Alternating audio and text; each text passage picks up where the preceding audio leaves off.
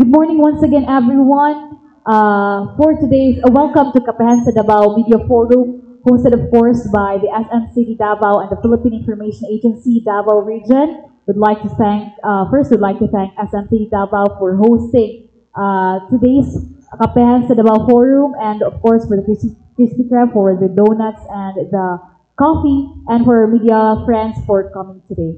So for our first part of the Kapehan sa Davao Forum, we have six guests.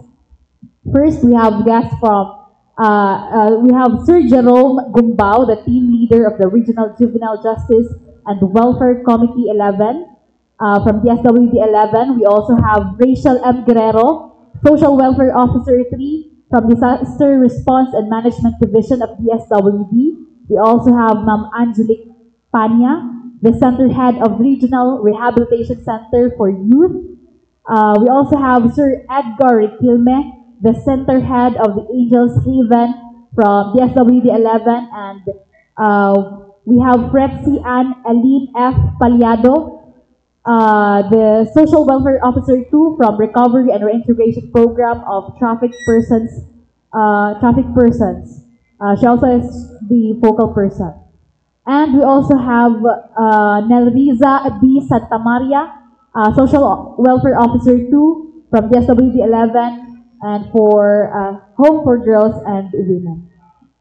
And to start, we'd like to ask for the opening statement of our guest. Maybe we can start with Ma'am Rachel Guerrero. Ma'am, for your opening statement po.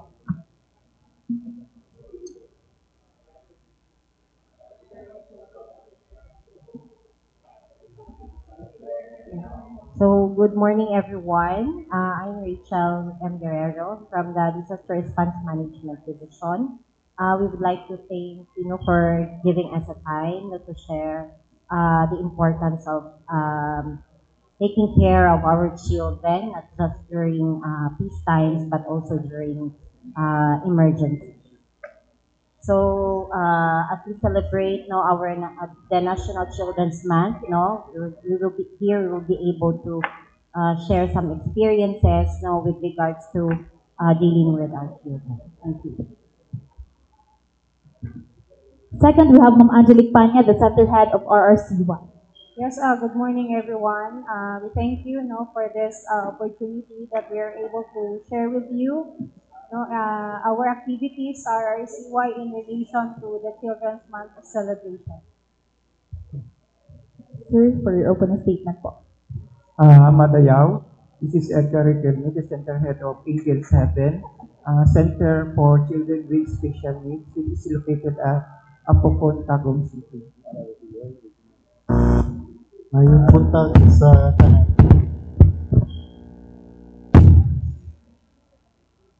Jerome Cupao ang team leader sa Regional Juvenile Justice Welfare Committee Secretariat 11. Again, we'd like to thank for the opportunity sa invitation sa tuwang kapihan in time sa tuwang kick-off sa tuwang celebration sa tuwang National Children's Month. Madayaw na buntag sa tanan, Nelriza Santa Maria, from Home for Girls and Women. Again, we would like to say thank you sa oportunidad nga inyong gihatan sa amuang. Sige po, mga maayong buntag sa tanan. My name is Christiane Elaine Flores. I'm the Recovery and Integration Program focal po ng traffic person. So I'm glad po na to be here sa ato ang kapehan today, and dako ni siyang opportunity sa amo apod especially sa ako when it comes to SAEC and si SAEM na concern. So thank you so much, and maayong buntag sa tanan. Okay, to keep the ball rolling, maybe I'd like to ask the first question. Maybe kay Ma'am Rachel Guerrero, Ma'am. We are celebrating now the Children's Month. Na ba tayo mga activities for this month? Share na lang po.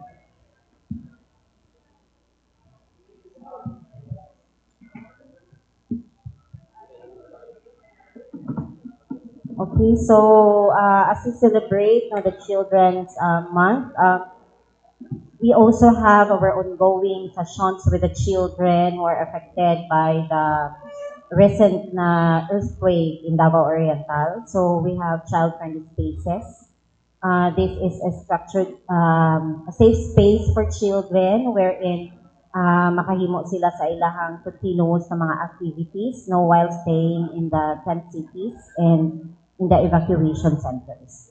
So this is a structured activities for them to also support no, their psychosocial functioning, especially so na nakaagi sila atong recently lang na linog nga atong na experience.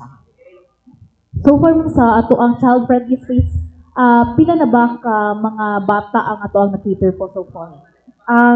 As of this reporting po, we already have a total of 388 children catered. No? Priorities are on the evacuation centers.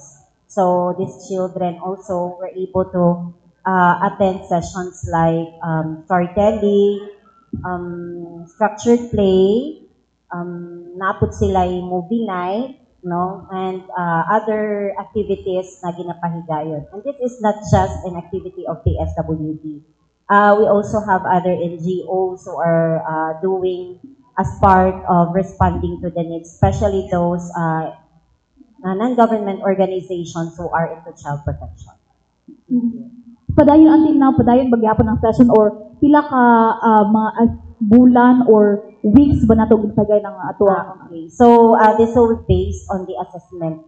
So with in coordination with our local government units through the Municipal Social Welfare and Development. So they are also the ones who are tapping na our other NGAs and NGOs who will be conducting the psychosocial activities for children. So the main agency, the lead agency for psychosocial MHPSS is the Department of Health. So the SWD is part of it, and we, as part of our camp coordination and camp management, wherein ang child-friendly space is one of our facilities. So dito po ginapahigayon ang mga activities. Okay. Proceed na kay Ma'am Panya. Ma'am, sa ato ang RRCY so far for this year po, pila na ba ang ato na-cater ng mga youths? Yeah, for this year, no, our CY caters 143 CICLs. And as of now, natay sa center na kay some of these CICLs are discharged already, no, to their families and communities. And as to date, no, today we have only 92 residents, no, left in the center that is being served by RRCY.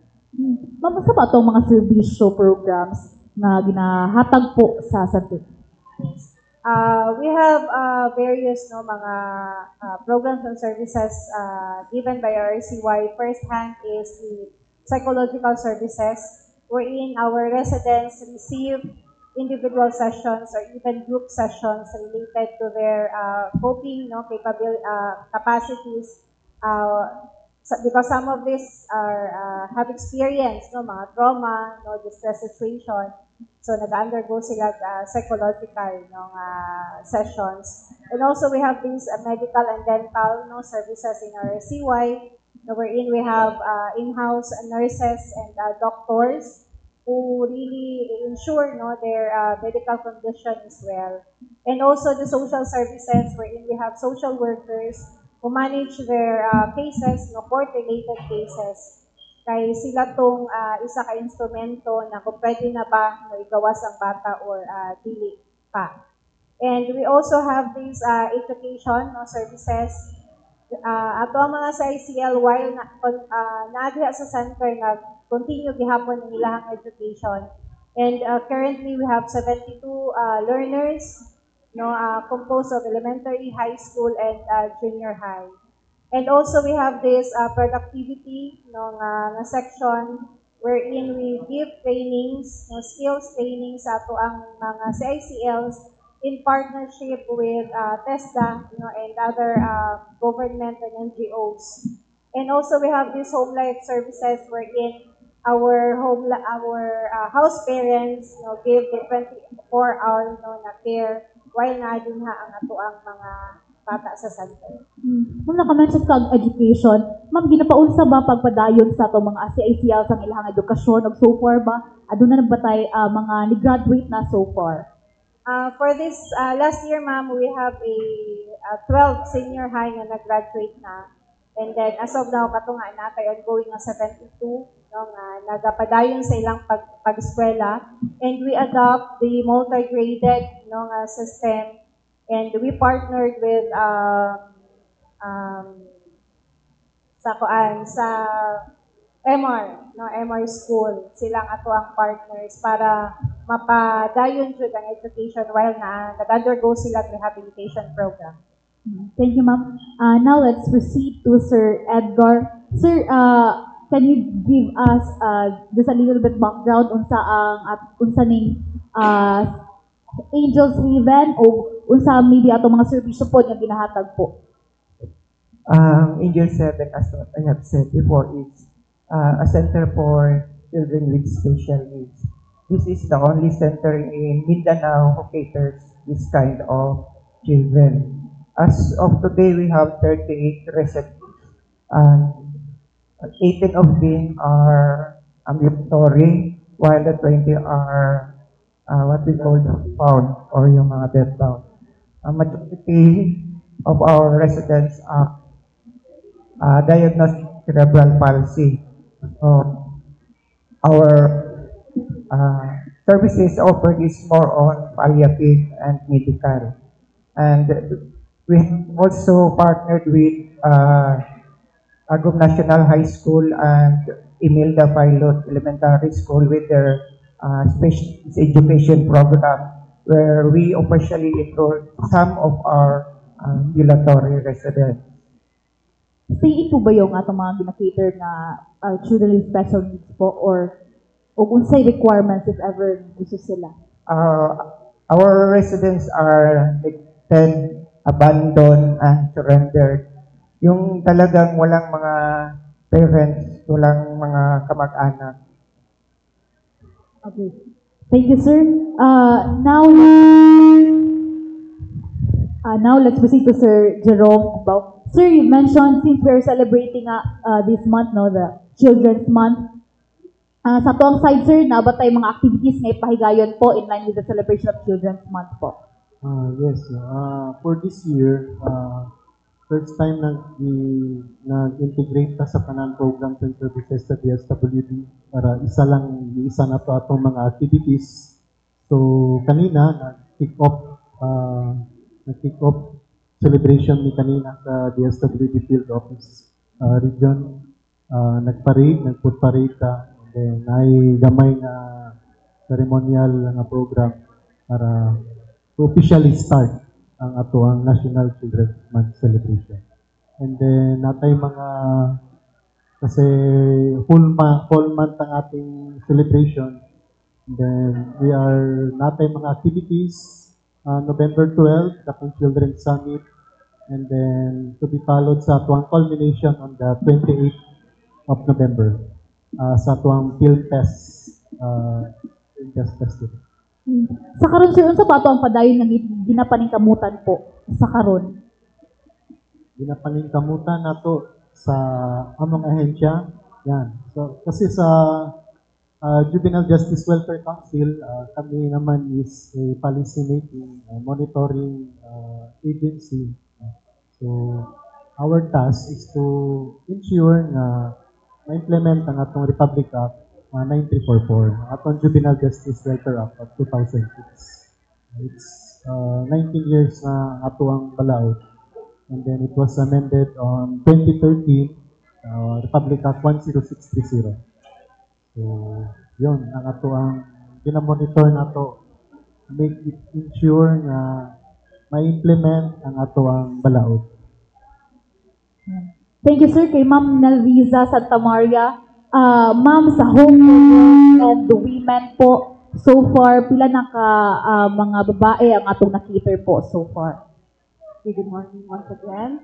As of today, naanatay 106 no ka-client beneficiaries ng servisyuhan sulod sa Home for Girls and Women.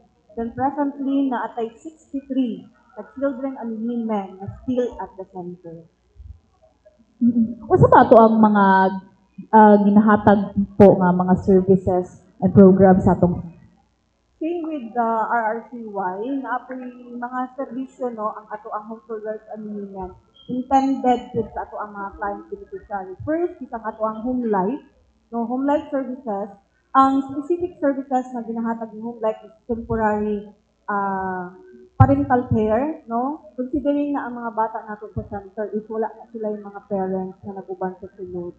So, nag-provide og guidance, o basic na education para sa ato ang mga bata. And then, educational services, no, in partnership or in coordination with the MR Human and Environmental College. So, maskin pag naa sa sulod ang mga bata no, sa center, is nagapadayon sila nga nag-eskwela tungod kay naagid mismo ang mga teachers nagahatag og education sa ato ang mga client beneficiary. Then KSD kay naman kay vocational training sa ato ang mga women para paggawas nila or pag-reintegrate nila balik sa ilahang community na ana sila igong kahibalo no kung unsaon tuhon na makapangita sila og trabaho. And then for social services unit is kami to mga social workers na naga-ensure na ang mga basic and required na mga intervention are implemented o provided dito sa ato ang mga client beneficiaries. Thank you, ma'am. May makadelve in ta later, no? Proceed ta kay Ma'am Fretzy. Ma'am, kumusta na ba ito ang programa sa traffic for those na nabiktima po sa trafficking po? Okay, so for the RRPTP naman, we have monitoring. So part yan sa case management po ng focal, no? So ato ang gina-continue monitor ang ato ang mga client serve, ato ang mga victim survivor, even if na reintegrate na sila sa ato ang community or sa ilahang family. So natay mga pipila ka mga victim survivors po na ato ang temporary shelter sa atong residential care facility under the DSWD. And then, ang kato namang mga na-reintegrate nato is close monitoring po tayo sa mga MSWDO, sa CSWDO po natin kung ano yung intervention or ano yung mga provision na ibibigay po or binibigay nila sa mga victim survivors of trafficking. Ma'am, na ba tayo ginahatag na maybe monetary or something, any servisyo po nga ginahatag po sa mga nabiktima? For the RRPTP, ma'am, we have the comprehensive package of programs and services, no? So, we have direct service assistance. So, ito po yung mga educational assistance natin to our mga victim survivors or di kaya families po ng victim survivors. We have also the livelihood assistance to the families. We have also the financial assistance kung kailangan po nila or kung kailangan po ng ating mga victim survivors na mag-start po ng business nila at saka mag-start po ng employment nila. So, kung sakali po na mag-apply ng mga tawag nito trabaho, ma'am, so we have also the financial assistance po na binibigay sa kanila.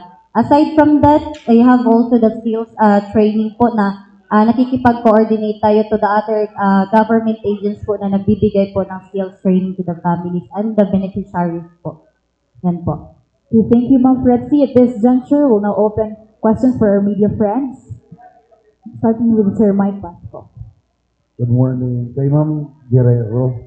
Ma'am, katugaling sa 388 sa mga children, specific na area, ma'am, pila ano sa Manay? Okay, so we have for Davao de Oro, sir, we have a total of 157. For Davao Oriental, we have a total of 231. Manay is 42 and Tarragona is 189. 231. The whole of Davao Oriental. Sige po.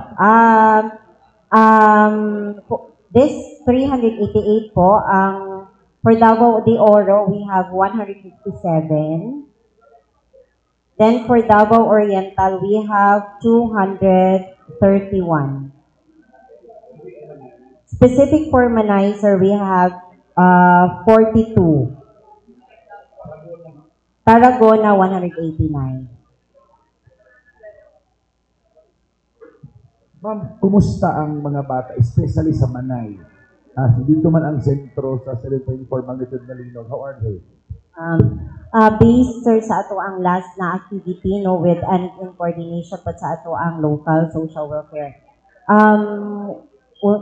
Wala man tay reported of katong mga cases yun nga needing referrals no. So they are ano man participating within sa activities like ang recent nila nga activities being conducted is katong gipa-draw sila kasi naman sila mga activities on drawing, katong more on art sessions, tapos storytelling, sports, no? So mao nang ila it's purely child-friendly space activities while they are inside the evacuation center, no? So this is also an entry point for our social workers, no, to see kung kinsa tong or ma-assess kung kinsa tong mga bata needing referrals. But as of the moment po, no reported naman po tayo. Ma'am, sa ilahang klase, back to face-to-face class na ba sila? Yes, there are some, no, for those who have been katong wala na apektuhan ng ilahang mga eskwelahan. And some they're still on their own modular sessions. As per data, pila na We don't have data po, sir, because we will also be asking po from the Department of Education with Okay, regards to that. Thank you po. Ma'am Panya. Ma'am, sa ato ang mga CICL, kato imong data, Davao City, no? Dibuo. The whole region, sir, Region 11. For Davao City, asa ang naay pinakadaghan nato ng mga CICL? As to per barangay, sir, we don't have a data on that. Pero sa Davao City, ikaduha siya sa pinakadaghan na na-refer sa atua sa RRCY. Ubay-ubay po ang number coming from Davao del Sur and Davao del Norte. And some are coming from like Igacos, napunta, ubay-ubay. Davao del Norte, sir. Ngano ma'am? Base assessment. Nganong Davao del Norte? Sa Davao del Norte, most of our cases there is on drug-related cases and also rape cases. So far, on sa intervention sa LGUs, On their campaign no, sa LGUs, naga-strengthen lang gihapon pa. No? In fact, we encourage them to really implement those programs na based on their plan. No? Like also the establishment or strengthening the establishment of our barangay council for the welfare of children, no, kay Kambisi-PC, kay sila tong naay konkreto nga mga programa. And ang ato ang mga MSWDOs, no, part of it, naapod sila yung mga programa, lalo na karon in relation to Children's Month, para for the campaign, sir, no, to lessen the number of our children involved into crimes. Comparative data lang ma'am. Kini ato ang sa Davao del Norte, how many children involved in drugs? I don't have the specific number, sir. Maybe I can give it later to you kung pila jud ni sila kabuok.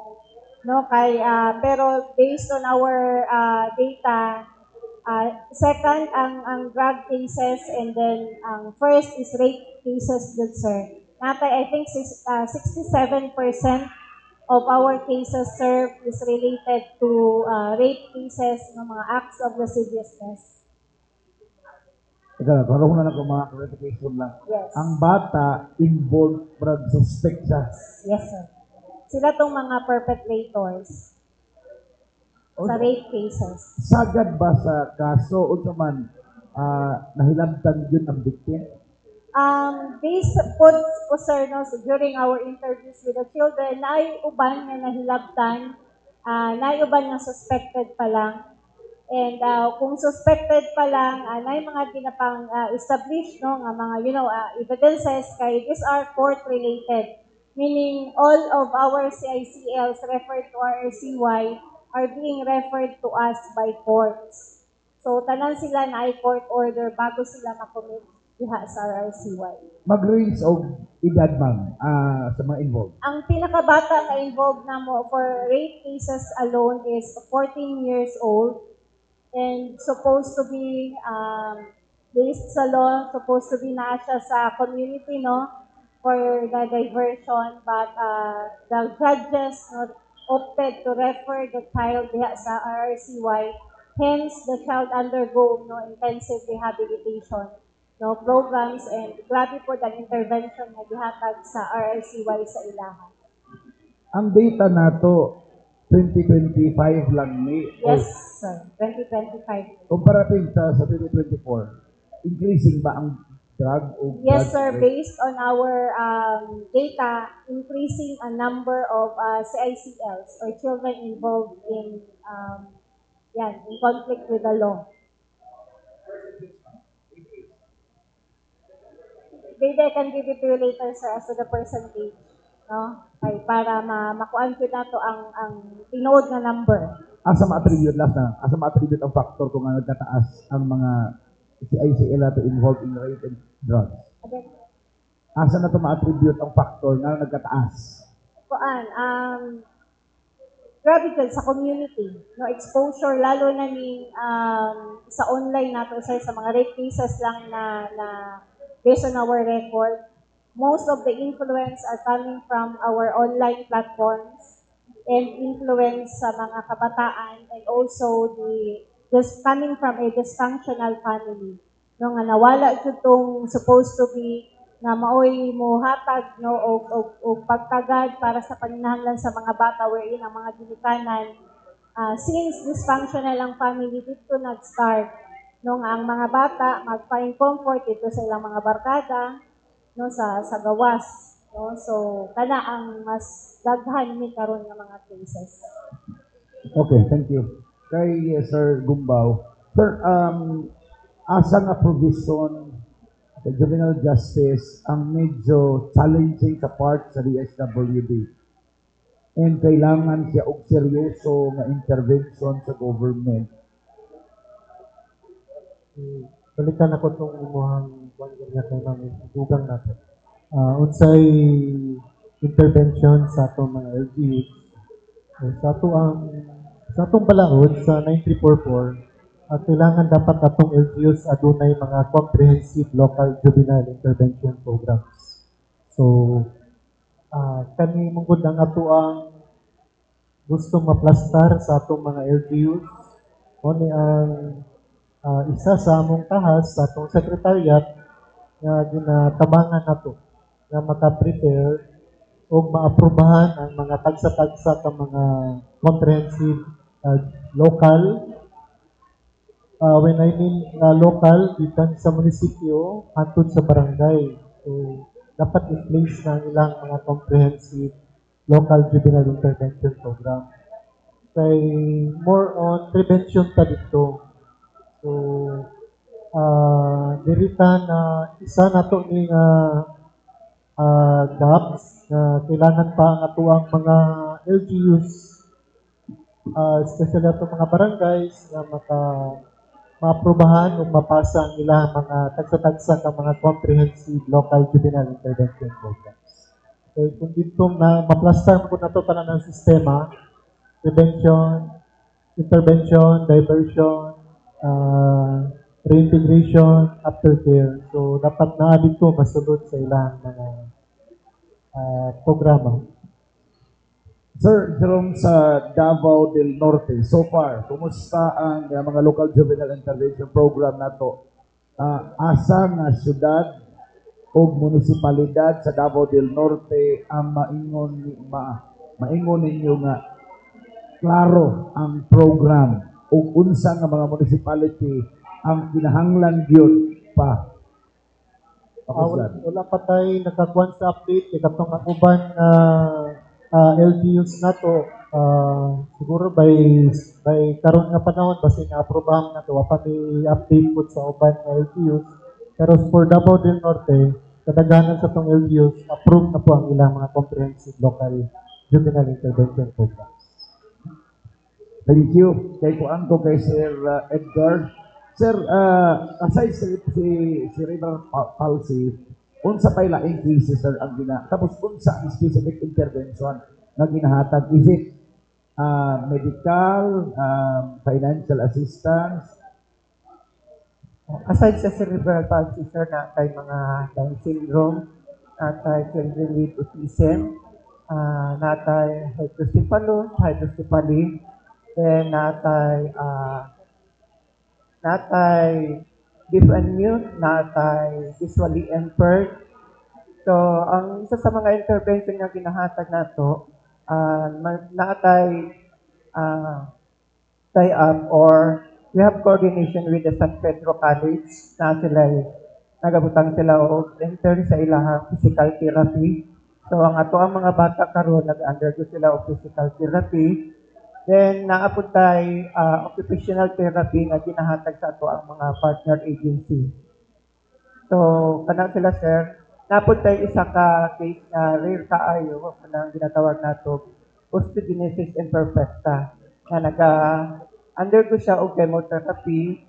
Dati every 2 months, karon every 6 months na ang iyang infusion sa iyang chemotherapy. Nag-9 na siya, sir. Kay ano siya, brittle ang iyang bones. So, kinahanglan siya mag-undergo og infusion every 6 months. O sorry sir, ang medication nila, ang tanang expenses shouldered by the DSWD.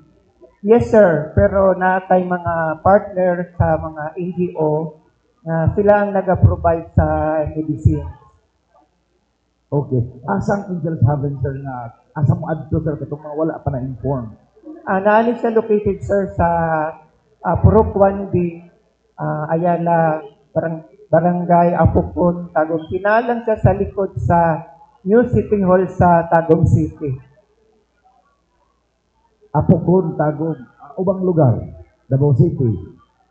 Actually, sir, kana lang ang center nga nag-caters o children with special needs all over Mindanao. Manuman. Ang once nga natay nga center, very costly gid siya, sir, sa pag-take sa ato ang mga bata kay more on sa pagkakaroon lang in a week kinahanglan kamo gasto o more than 15,000 for the medicines alone of our residents. Kay nagyo na sila yung mga maintenance. So, masking sa uban region, sir, wala pa yun sila nakaput up o ingon ani nga center. Ang Region 11 pa lang yun. Even Visayas, wala yun sila yung center para sa children with special needs. Happy lang ta or fortunate lang ang DSWD Field Office 11 kaya ang ato ang mga officials naningkamot gid sila nga makaput up og center nga para sa ingon ani nga mga bata. Asa man ang challenge dapita nganong dili man ingon ani man, we know sir na di yun anak ka sayon kuhaon ang kwarta for medication sa mga bata, and these are vulnerable children. Sagad bayaan ni po daghan kayo mga may man anak og konsyal, anak og politiko sir kaya man. Ang problema daghan kayo nagtipit ng mga inahan o mga anak na wala na gyud gipatambalan. Actually, sir, ang challenge gid ana is nasa ato ang panggobyerno. Kay dapat manggudon ta para wala tay mga bata nga gipangbilin lang sa maskin asa nga dapat i-capacitate ang mga ginikanan ang mga relatives na unsaon nila na pag-amuma sa ilahang mga bata na with special needs, as well as dapat na i-suporta ang government sa mga ginikanan na naay mga anak na with special needs. Sa pagkakaroon manggod, noon ang DSWD nag-launch na o other program katong ginatawag na CHIRIS, wherein ang ilahang focus is to provide assistance sa ato ang mga family nga naay mga anak nga with special needs. So, naka-launch na ni siya, sir, dito sa Santa Cruz, Davao del Sur. So, hopefully, magpadayon nga programa sa DSWD para dili lang selective ang ato ang matabangan. Pero when it comes sa admission gid, sir, sa Angels Heaven, ang amo agyud is ginapaningkamutan namo nga makakita ni o pamilya na pwede mabutangan sa ato ang mga bata. Kanang ginatawag nato og foster care. Or kung naa sila'y paryente na pwede na mo mabalik sa ilaha ang bata, i-capacitate sila, then hatagan sila o financial assistance para mabalik sa ilaha ang bata. So far na nang minabalik duha sa Lupon. So kana sir na capacitate ang ginikanan na providean og financial assistance as well as kini na-refer ko namo sila sa ato ang SLP para mahatagan og programa, mahatagan og project para po sa iyang economic na aspect. Last na lang sir, nganong sa Apukon ang pinakauna gibutang na mas highly populated man sa Davao City? Ang diha siya sir kay maulang ang LGU nga nag-donate og luna. So ang Tagum City mo'y nag-donate og luna nga mabutangan, matukuran og building para sa kanang nga mga bata, children with special needs. O pwede rin na i-announce mga taga Davao City, mga ito na rin Apukon para magkapangayong tabang. Actually sir, ang atong proseso is matugid sila sa asa sila nga area sa MSWDO or sa CSWDO. Kay sila sir mag-assess o mag-refer. Okay, before we resume now, remind lang, for us to have enough time for a second part, maybe we'll limit the question for media to 2 questions per media personnel, then if may follow-up later na lang, if may time pa. Okay, second, we have Ma'am Kat. Hello po. Kay Ma'am Rachel po. Ma'am, balikan ko lang po. Katong sa mga bata na nakatagan na nato og PSI, may ay naman kung unsa ang mga katong nakatagan nato og PSI, ma'am. May ay no kung unsa ang sagad na mga gina-display na traumatic signs ng mga bata so far.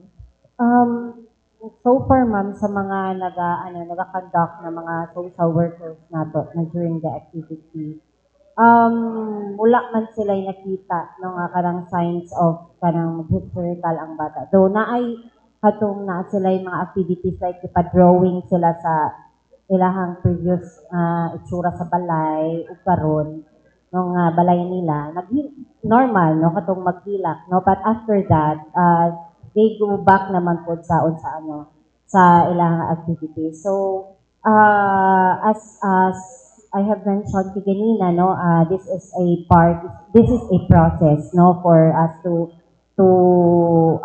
identify no kung napay mga further needs ang mga kabataan. But because we are now on our way of early rehabilitation and recovery, no, after that onset of the disaster, so our local social welfare and development office, no, as their ongoing monitoring naman din po sa ating mga kabataan there down the ground, no, kasi sila man tong first responders po natin. Ma'am, last na lang po. Paano yung partnership ninyo with DepEd, ma'am, regarding sa kaning intervention natin sa mga bata? Kaya na po may mga aftershock. Yes. Actually po, ma'am, the DepEd also they have their own psychosocial activities naman din sa mga enrolled children nila, no? So, part of which, no, during sa regional Disaster Risk Reduction and Management Council meeting, no, part man po na siya diha nga ginahisgutan. And once nga they're needing no assistance from the DSWD also, mag-communicate man din ang ating partners from the DepEd. And our DepEd mismo, ma'am, they're trained on psychosocial services. Last na lang po, ma'am. Sorry.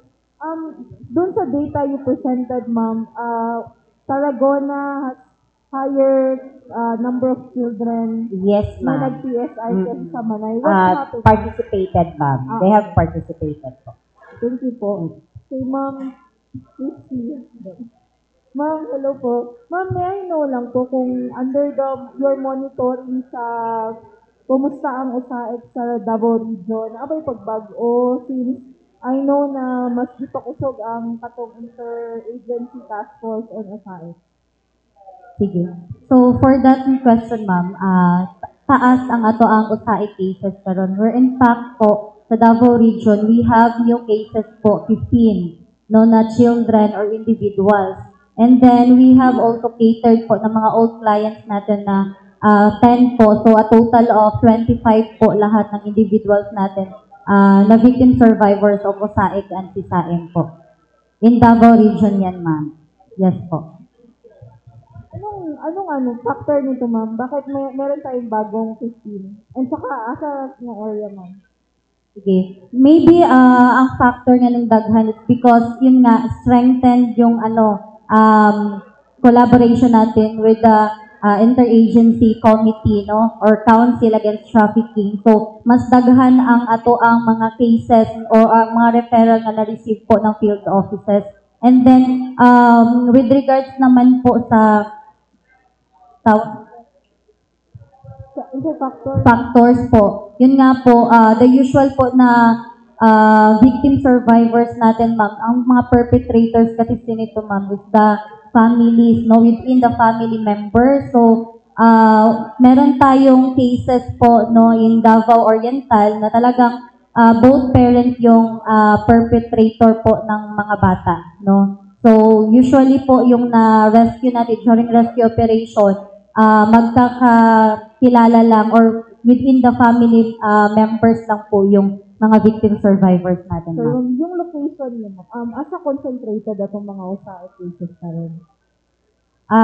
With that, ma'am, yung pinaka bago natin na case, ma'am, last June, doon po sa Lupon, Davao Oriental. So, we have rescued 6 clients po or children po, no, mga victim survivors of USAID. Ma'am Guerrero sa ako. Ma'am, katong di-mention ni mga Indian case, yung sa nila pagpili, ano sila na-undergo sa psychosocial services? Actually, sir, sila tong mga bata nga naa sa evacuation center. No, so they are kasi ang atong child-friendly spaces is part of the facility of our evacuation centers. So once nga naa dito and naay session, sir, sila tong naga-appeal. So wala ni nagapili, no, kung kinsa tong magduol mauto sila ang makita. And until now, ma'am, natakla sa evacuation center? Naay uban, sir, pero gamay na lang, no, kasi we are now on our ganing early rehabilitation and recovery naman na. No, so naay mga pipila na lang, sir, pero katong mga based sa na to kay kasi ato ang mga local social welfare naman ang naga-manage, no. So based kung nay mga activities na upcoming ginapatawag man po, if ever nga wala na sila sa iba, kung kinsa tong mga bata, no, nga within lang sa vicinity sa activity. Ako yung mention ni ma'am na none have been referred so far for sa iyo, ma'am, referral to what? Referral for further po na psychosocial interventions. Pwede nyo ma-explain na kung saan? Siguro, sir, like kung ang experience sa bata is nag-hysterical na siya, no, dili naman siya ma-manage siya to, so there needing professional help. No, so, it's the DOH. And kung saan yung long-term effect if ang bata wala ka-undergo of intervention po? Sa psychosocial functioning, of course, katong ato ang tong in distress, no, kanang mga effects sa mga bata nga sa mga persons nga in distress, it could also be ganing maagihan sa ato ang mga kabataan. No, so wala as of the moment, no, we don't have reported mga cases on that, no. Ginaobserbahan man po sa mga social workers sa local, no, as to unsa ang functioning sa mga kabataan. And again, we are in partnership with the Department of Health with regards to mental health and psychosocial services. Thank you. Follow up lang that, kasi yung 388 is sa evacuation center. Yes, ma'am. But how about those far-flung for children, in-school children, ma'am, we believe ang Department of Education to also have psychosocial services. But how about those in barangays, ma'am, those out of school youth na wala na rin for Okay. that. So that is also part, ma'am, of our advocacy, no, sa ato ang local social services to also provide a psychosocial first aid or the PFA po, no, para sa katong others nga wala sila sa evacuation centers. It's the local social services will tap, no, kasi dili lang man si DSWD ang who will provide of it. And we will also be, that is also part of our advocacy to other NGOs, because we also have other NGOs who can provide, like the Philippine Red Cross, ma'am, they're also providing psychosocial services. We also have the World Vision, naapay other ng mga NGOs na nag-provide, like the Americaris and the Art Relief, no, sa Davao Oriental. So we will also be asking, no, support from the DOH with regards to this, no, as the lead cluster when it comes to providing social, psychosocial services. Okay, isa na lang dito. Ma'am, meron ba tayong parang idea kung pila ang population sa mga bata that needs PSI and how are we going to address it? Do we have enough manpower for that, or are we extending our doors for yung mga INGO at saka NGO? Actually, ma'am, we are extending our doors yun from sa other, no, who are trained on psychosocial services. No, so kung kinsa man tong mga academies or NGOs who have this services, no, provision of psychosocial services for the affected, they can communicate us or directly communicate sa ato ang local social services, no, para for direct details din sa kanila and kung kano sa pwede, no, sila maka-provide of services po. Okay. So, Ma'am Guerrero na lang, ma'am, unsa ang kaning age bracket ang mga bata sa 300 po? Ito pinakabata, pinakatiguan? Each of 5, ma'am. 5 years old. 5 and above. Naa sa mga 16. Ma'am Palyado, ma'am, regarding sa data nato, ma'am, atong breakdown, ma'am, kung asan na mga areas sa Davao region ang kanang, like, kung sa new cases nato, ma'am, pila diri ang sa provinces ba nato, pila sa Davao City? Sige. For new cases nato sa trafficking, ma'am, ang pinakadaghan is the prostitution. So, kani siya nga mga areas po, mas daghan po sa highly urbanized po nato na cities and municipalities. So, naa siya sa Davao City and sa Davao del Norte po. Meron tayong mga cases. And then, on Saik, ma'am, we have Davao Oriental, yung pinakamas marami, and Davao. Meron din tayong mga iilan from Davao de Oro. And we have also the surrogacy case, ma'am, no? So, we have in Davao del Sur and one in Davao Oriental. And illegal recruitment naman, ma'am, yung mas may maraming number of cases po na natin na-receive. So, this came from po sa mga other regions, ma'am, na dito lang po na-intercept or dito na-intercept sa Davao International Airport. So, it's total po, no, na 88 po na individuals yung catered po ng RRPDP. Dito, yes po, this year. Pero, this is composed po ng, sir ha, new clients and old po. So, 40 po yung new cases natin, and then 48 naman po yung mga old cases natin po. Okay. Wala na. Do you have more questions? Okay, follow up na lang.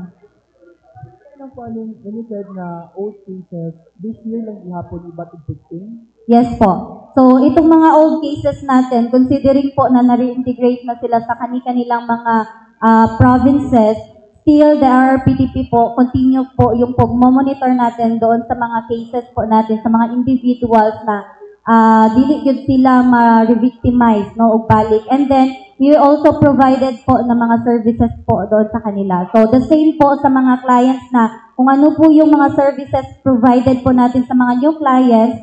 So, same provision po sa mga old cases po natin or sa mga old clients po natin. Ma'am, baka na kay comparative data, maybe over 3 years data to ma-determine na to ba kung increasing ba ang OSAIC? Sige po. We have data naman po, but maybe mahatag na mo later, sir. Thank you po. Hindi mo ma-explain, ma'am, anong taas ang atuang number sa OSAIC sa Oriental and De Oro compared sa isang city and the Norte na much more when it comes to access to siguro internet?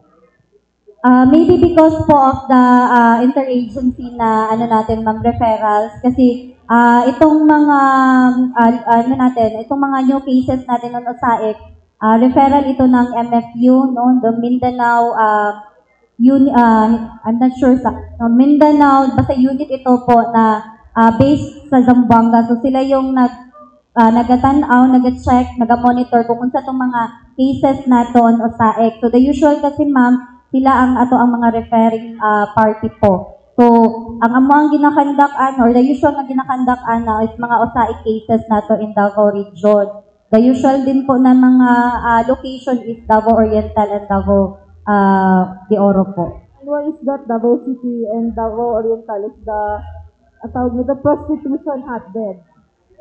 Same din po ba yung case or na ay condition that allows this to happen?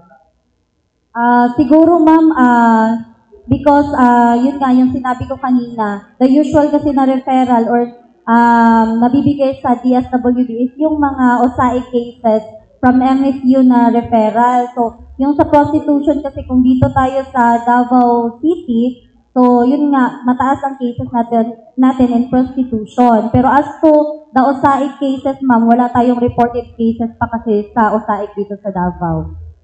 Okay, thank you so much. At this juncture, we'd like to ask for the reporting statement of our guests. We'll start with Ma'am Guerrero. Ma'am, for your closing statement. Sige, so once again, let us always remember that the child-friendly spaces reminds us that even in times of crisis, every child has the right to play, to learn, and to be protected. Ang buntag sa pag-usap sa tanan and sa in behalf sa among RD Ruelo Aragano, we are thankful to PIA for allowing us to share our inline activities in relation to the celebration of the National Children's Month. And si RRCY nagapahigayon og mga orientation especially on OSAIC sa atuang mga residents and also appeal tong mga rights nila and the child protection policy of the center, appeal na siya. And as part of the culmination program, RRCY will have the mini Olympic activity participated by our residents, including the showcasing of their talents. So, padayon lang po ang RRCY and DSWD sa pag-implement sa mga programa for our CICLs. Thank you. We would like to extend our gratitude sa tanan concern sa paghatag sa mo og tsansa nga sa awareness sa amo ang center labi na kay bago pa lang yun ang Angel 7. So, thank you very much and good morning.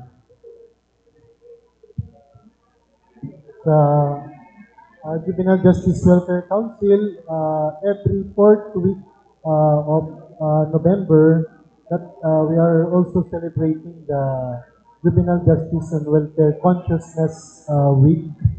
We have a team for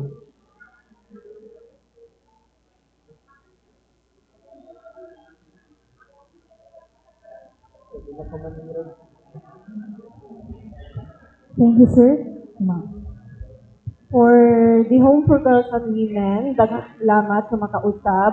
And I hope na magpadayon kini nga mga advokasya nga maghatag og social awareness sa ato ang membro sa komunidad kay ang pagtaas sa mga cases sa rape, incest dito sa community, it doesn't mean na walay gibuhat ang ato ang gobyerno or dili epektibo ang mga programa sa gobyerno, pero tungod aning mga advokasya nato nahatagan og awareness ang matag membro sa komunidad nga sila mutingog, mubarog in kaso nga sila maka-experience og mga pagpangabuso dito sa ilahang sulod sa panimalay og mismo sa komunidad nila.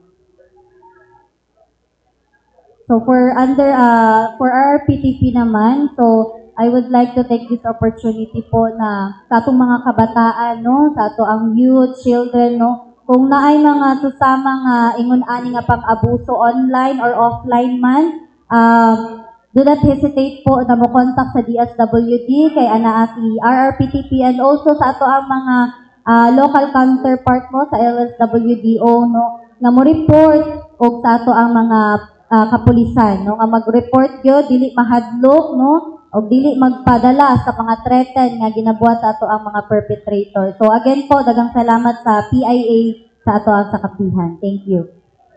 Okay, thank you so much to our guests. Thank you po, DSWD11.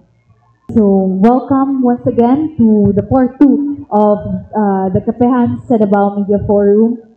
So at this juncture, no, we'll like to ask for the opening statement of our guests. First, for this part 2, we have 4 guests. No, we have Ma'am Joanna Osenar, the Marketing and Communication Lead of the ICT Davao. We also have Attorney Sam Matunog, the Chairman of the ICT Davao. We have Sir Ryan Mesayas, the Executive Director of ICT Davao. And we have Sir Francisco,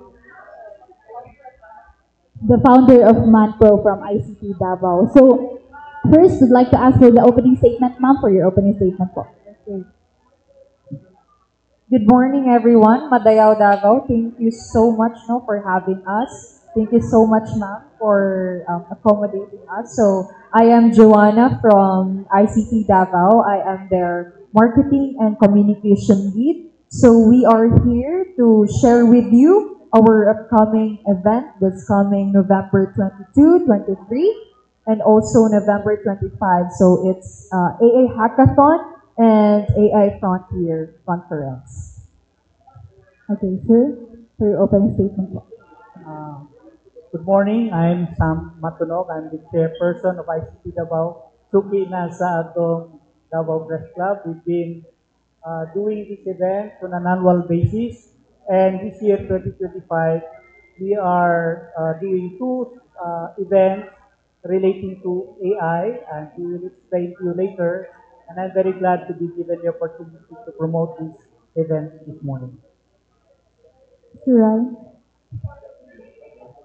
Good morning. Thank you so much for allowing us to have this platform and for inviting us here for our upcoming event. This is AI Frontiers 2025. And I'm Attorney Ryan Mesayas from ICT Davao, the Executive Director of ICT Davao. Now, we have 2 major events for AI Frontiers 2025 that we will be explaining in a while. So thank you so much for having us. Madayaw, good morning everyone. My name is Chris from ManPro. We are based in Davao. Our flagship platform is AI HRMS that will help MSMEs to manage their workforce effectively and efficiently.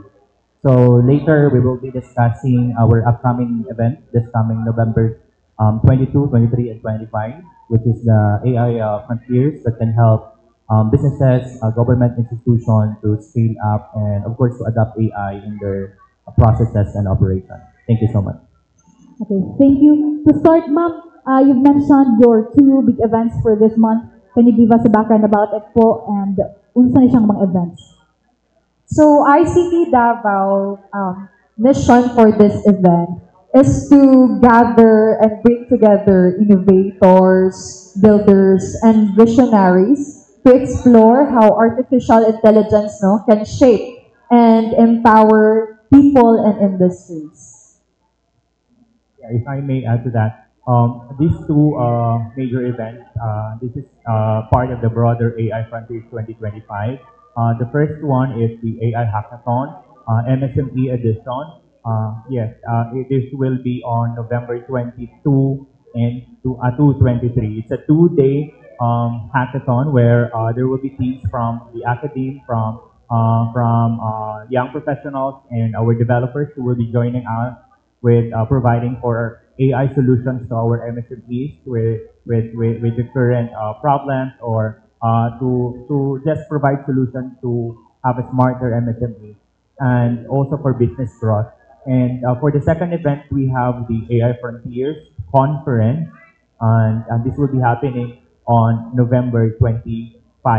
It's a one-day, whole day event, and for AI Frontiers, we have prepared panel discussions targeting three sectors for the academe.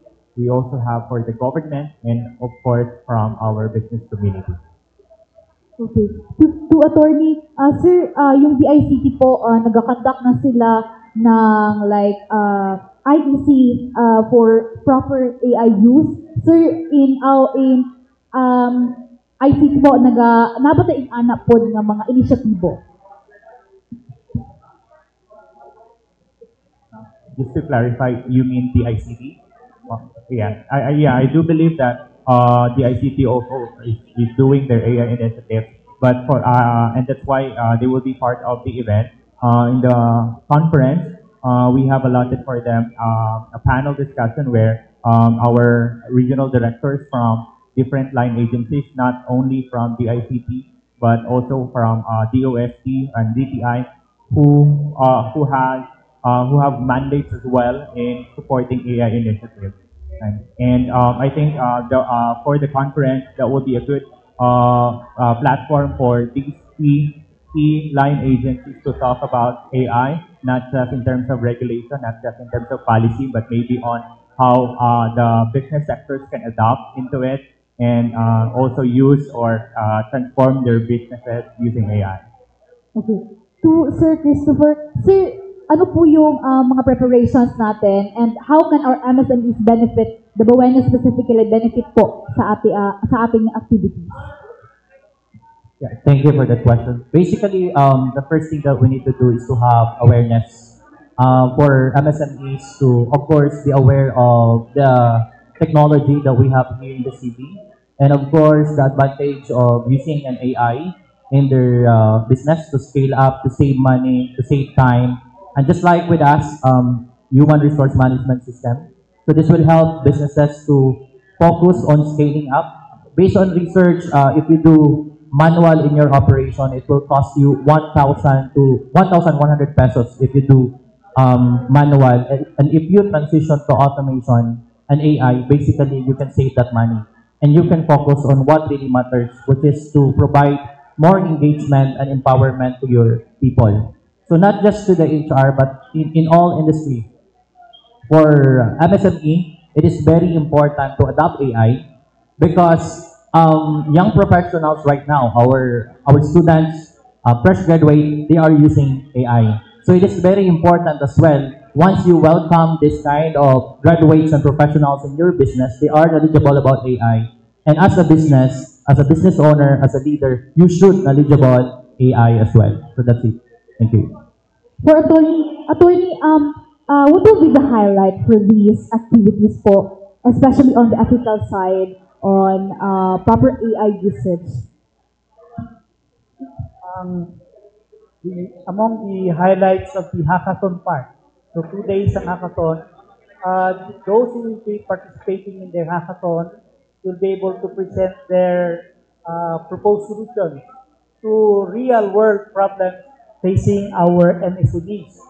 So, dili siya imaginary lang, no? But all those who will be participating there will be confronted with problems like, for those in media, for instance, what do you encounter in your daily life that might be assisted, helped, or solved by an AI-powered solution. Sa conference naman, it's more about awareness, understanding where the government is investing to ensure that our communities are ready, prepared to exploit the opportunities provided by AI to our entrepreneurs, to our workers, and to our leaders who are trying to build smarter cities, smarter communities. So, this conference will enable everyone to engage with visionaries, actual developers, people who have solutions, people who are using AI and sharing what they have learned to enable us to understand how it actually empowers us in today's world. Okay, so thank you so much. At this juncture, we'll open the questions for our media friends. Okay, we have Sir Carlo.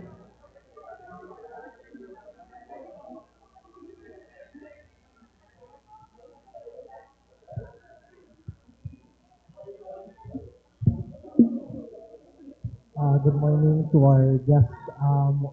Let's any of you can answer this question, as everyone would know that ang trend ngayon is always an artificial intelligence, but however, there are some potential risks of some businesses and some BPOs that are existing until now. So, how can we understand sa ating mga kababayan, ating mga kababayan with regards to understand AI in simplifying the way that we could without even worrying the risks po?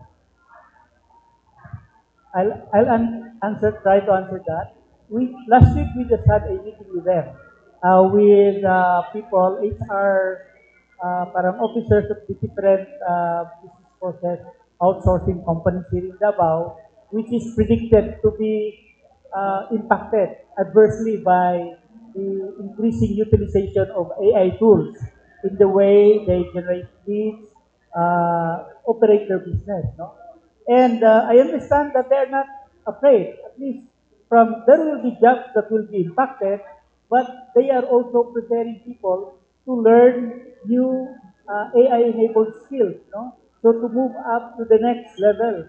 So murag wala mo sila mahadlok because according to them, the customers of these companies who are engaging with business process outsourcing companies here in Davao, for instance, they believe na advantage pagyapon sa Filipinos ang atong human touch. We have a different culture. We have a different ability to engage their customers.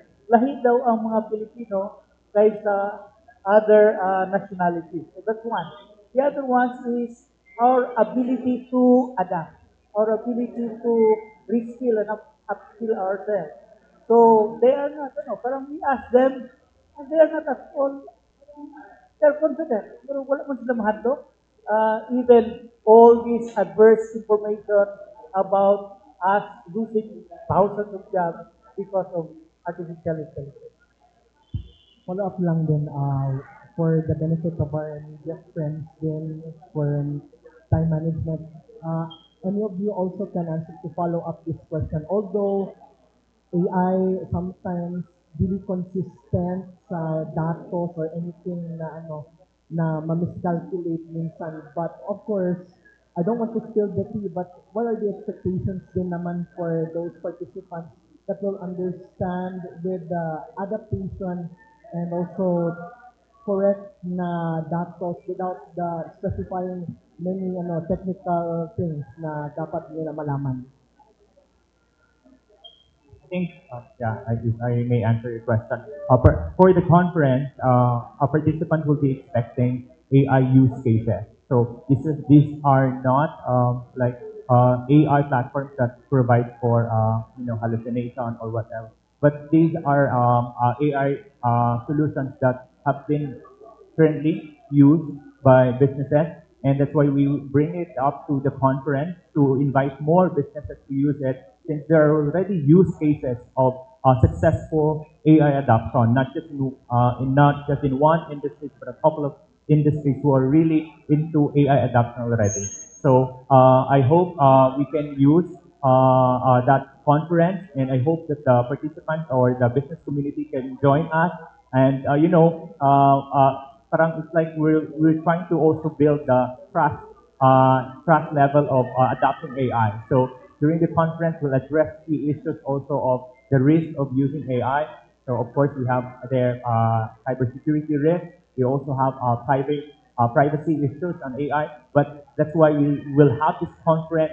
We're bringing up three sectors: the academe, the government, and especially the business sector, to come up with a call to action later at the end of the conference on how do we, what's the way forward, especially in the Davao region for AI. Okay.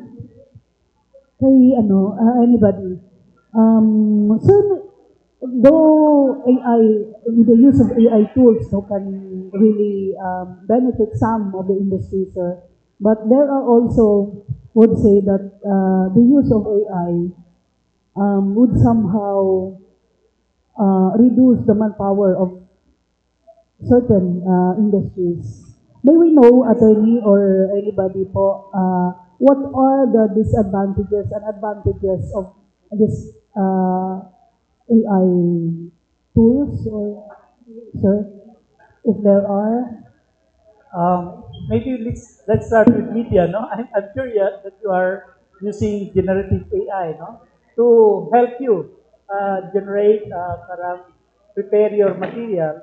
But at the end of the day, you still need you. Kaya kinahanglan paghapon ka to be able to pick, to understand whether the text that you're generating is really responsive, accurate.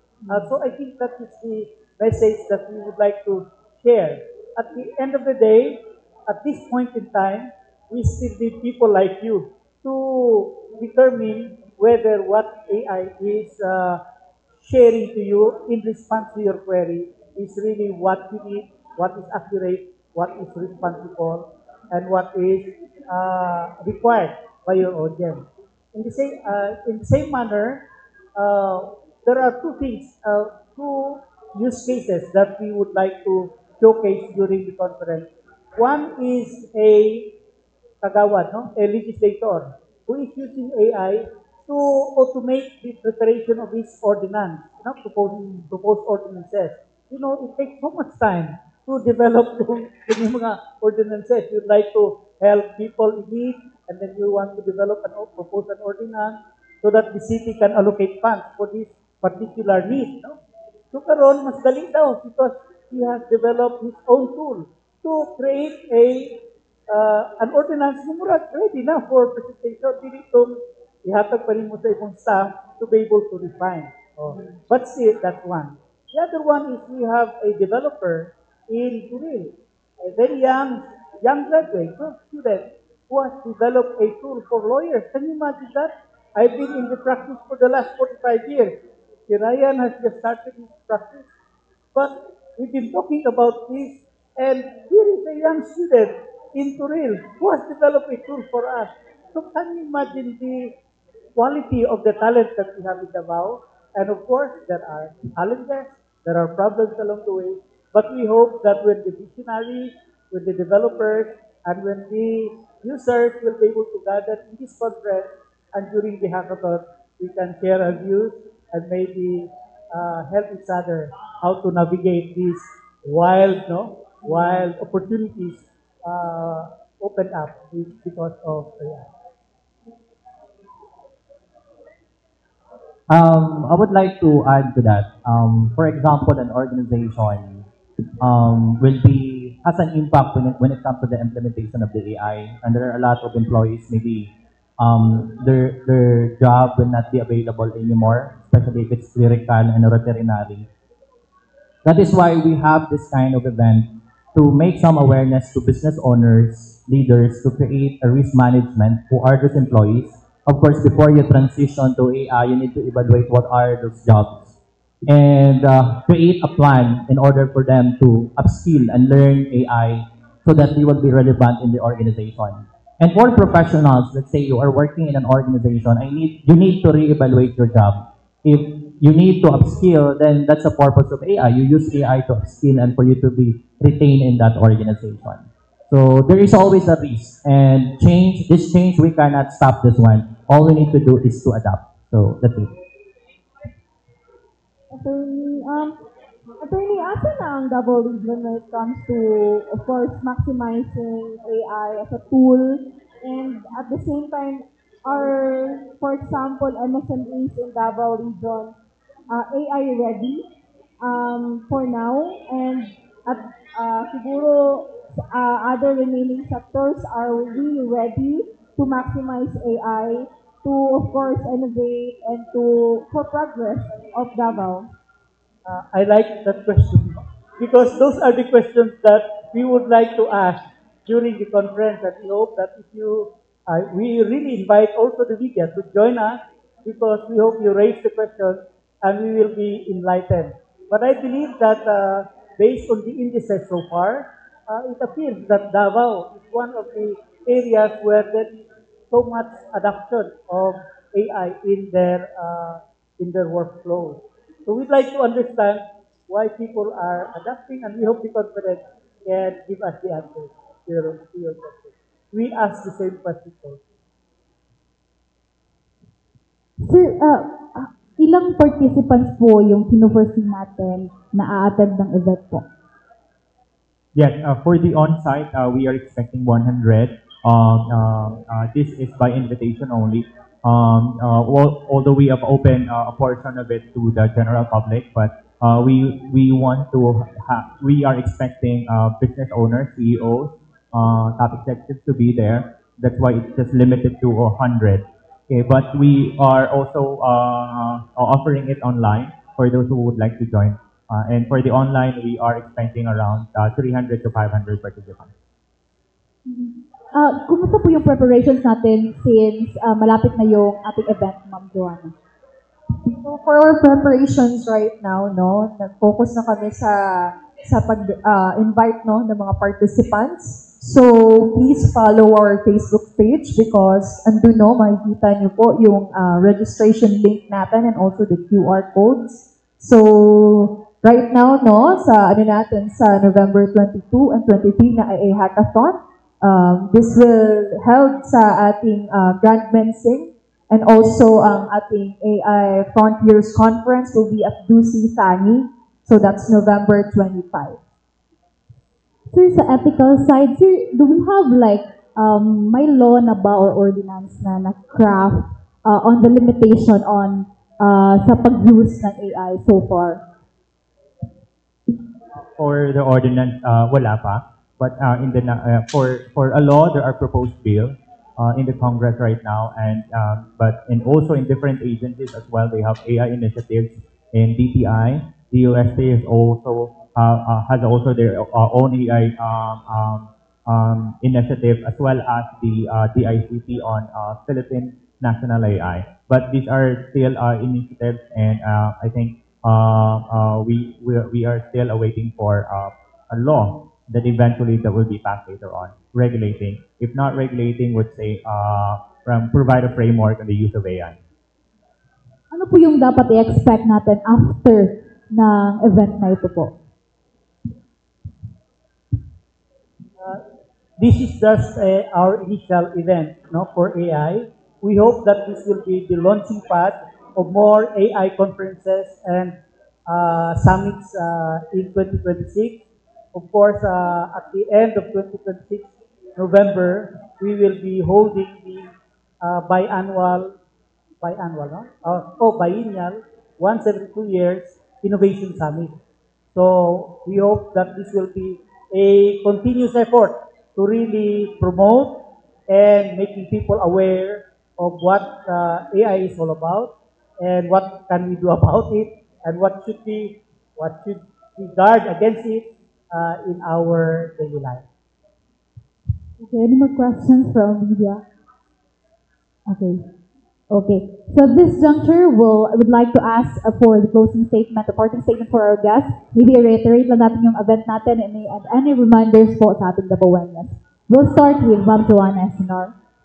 So I would like to invite everyone, business owners, MSMEs, educators, workforce, and people sa public works natin to really join this event. It's because dito nyo malalaman how to use AI. Ano ba yung mga tools na pwede na nyong gamitin to educate people, to educate participants, everyone about AI. So please join us. I'd like to invite itong atong mga entrepreneurs, MSMEs, if you have a particular problem, a particular need that you wish our developers, solution providers to develop for you, join the AI Hackathon. This will be on November 22 and 23. Okay? And the event will be held in, most likely in Grand Menseng for the hackathon. Now, for those who think that they have an AI solution or they have a project that can respond to these specific problems confronting our MSME, also join us in the hackathon. But for those who are interested to learn in general about what AI is all about, sino yung mga visionaries natin, mga solutions providers, yung mga pioneers natin in AI in Davao, join us in the AI Frontiers Conference in Dusitani on November 25. Full day. Sir Ryan for closing statement. Once again, we are inviting everyone to join us with AI Frontiers 2025. Two major events will be coming under AI Frontiers 2025. One is for the AI Hackathon, MSME edition on November 22 to 23. And we have the conference, AI conference on November 25. Again, you can use these events to offer solutions for AI solutions to the business community. And we'd like to also invite all our innovators, our policymakers to join us in this conference and hackathon.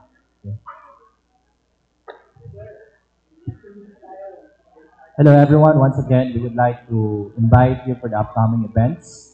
To all business leaders, entrepreneurs, MSMEs, leaders of our government, there is always a solution, and solution is there.